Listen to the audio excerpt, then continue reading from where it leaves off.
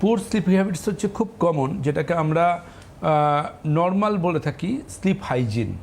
আচ্ছা, পুর স্লিপ হ্যাবিটকে আমি খুব স্পেসিফিক্যালি বলি স্লিপ হাইজিন। যেমন আমরা সব কিছুর হাইজিন মেনটেন করি, স্লিপ হাইজিনটাও ভীষণ ইম্পর্ট্যান্ট। স্লিপ হাইজিনের প্রথম হচ্ছে বিছনা। বিছনাটা যেন টান টান থাকে, সুন্দর থাকে।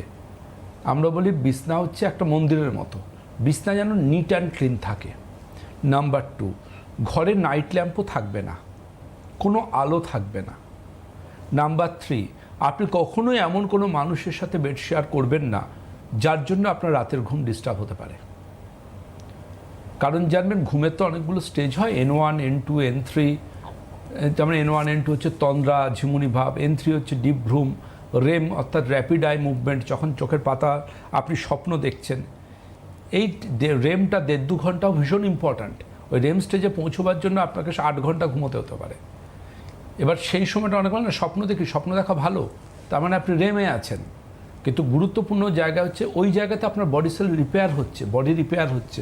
সারাদিনের যত যা ক্ষয়ক্ষতি সেগুলোকে রিকভার করছেন আপনি। পুরুষদের ক্ষেত্রে পুরুষালী হরমোন যেটা টেস্টোস্টেরন, ওই সময় ব্লাডে সবচেয়ে বেশি মেশে। আমাদের স্ট্রেস হরমোন কর্টিসল, তাকে নিয়ন্ত্রণ করে গ্রোথ হরমোন। গ্রোথ হরমোন ওই ডিপ ঘুমন্ত অবস্থাতেই ব্লাডে সবচেয়ে বেশি মেশে। তাহলে আমাদের যে সকালবেলা একটা গুড মর্নিং হবে, তার জন্য ভীষণ দরকার একটা প্রপার গুড নাইট হওয়া। ভালো গুড মর্নিংয়ের জন্য ভালো যদি গুড নাইট না হয়, কোনো দিনও ভালো গুড মর্নিং হবে না। মর্নিং সিকনেস, ক্লান্তি, জীবনী, কোনো কিছুতে বিরক্তি, সব কিছুতে বিরক্তি, এরকম জায়গায় গিয়ে দাঁড়াবে। আসবো আলোচনায়।